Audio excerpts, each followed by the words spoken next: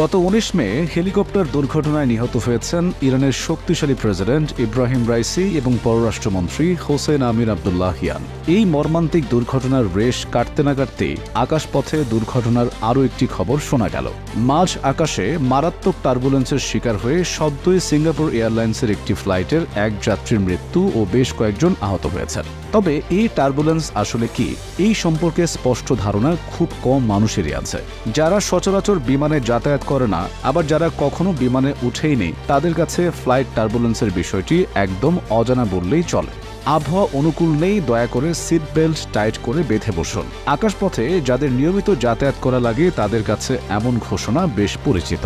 মাঝ আকাশে আচমকা আবহাওয়ার মতিগতি বদলে কোনো প্রকার দুর্যোগ শুরু হলেই তীব্র ঝাঁকুনি অনুভূত হয় বিমানে। মনে হয় যেন গোটা বিমানটি নাড়া দিয়ে উঠল।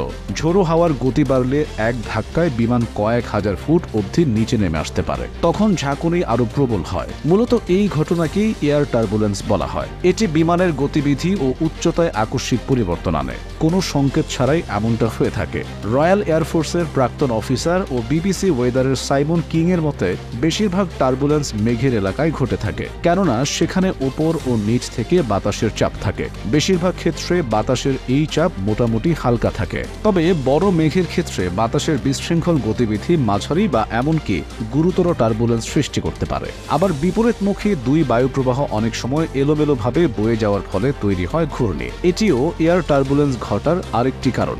আরেকটি ভিন্ন ধরনের টার্বুলেন্স রয়েছে যাকে ক্লিয়ার এয়ার টার্বুলেন্স বলে, যেটি মেঘের উপস্থিতি ছাড়াই তৈরি হতে পারে। শনাক্ত করা কঠিন বলে এটি বেশ বিপজ্জনক। এভিয়েশন একাডেমিক ও কমার্শিয়াল পাইলট গাই গ্র্যাটন বলেন, এ ধরনের টার্বুলেন্স জেট স্ট্রিমিং এর আশেপাশে ঘটে। দ্রুত গতিতে প্রবাহিত বাতাসের এই স্রোত সাধারণত ৪০ থেকে ৬০ হাজার ফুট উচ্চতায় পাওয়া যায়। তবে এটা ঠিক যে টার্বুলেন্স যতটুকু খারাপ পরিস্থিতি সৃষ্টি করতে পারে সেটি সহ্য করার মতো করেই বিমানগুলোকে ডিজাইন করা হয়ে থাকে। তাই এর কারণে বিমান ধ্বংসপ্রাপ্ত হবে এমনটা হওয়ার সম্ভাবনা নেই বললেই চলে। তবে টার্বুলেন্স একটি বিমানের জন্য বেশ অস্বস্তির কারণ, তাই পাইলটরা এটি এড়িয়ে যাওয়ার যথাসম্ভব চেষ্টা করেন। বিশেষজ্ঞদের মতে, চরম পরিস্থিতিতে টার্বুলেন্স একটি বিমানের কাঠামোগত ক্ষতি করতে পারে। এটি নির্ভর করবে বাতাস কতটা শক্তিশালী হতে পারে তার উপর। তীব্র টার্বুলেন্স বিমানের যাত্রীদের জন্য বিপজ্জনক হতে পারে, কারণ এর আকস্মিক গতি পরিবর্তনে কেউ সিট বেল্ট না পরলে কেবিনে আছড়ে পড়তে পারেন। তবে এভিয়েশন সেফটি এক্সপার্টদের মতে,